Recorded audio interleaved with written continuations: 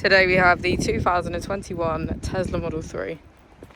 This vehicle has done just under 39,000 miles. It has an automatic transmission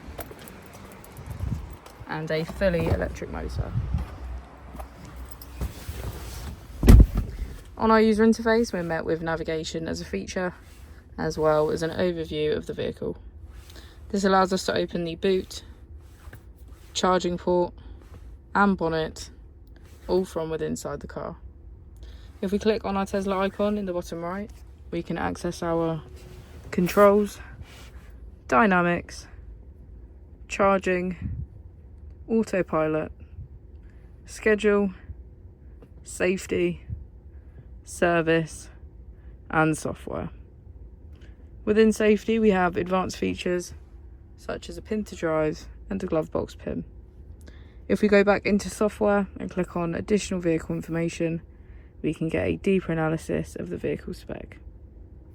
The Model 3 comes with a 360 degrees camera, and with that you can access your dash cam.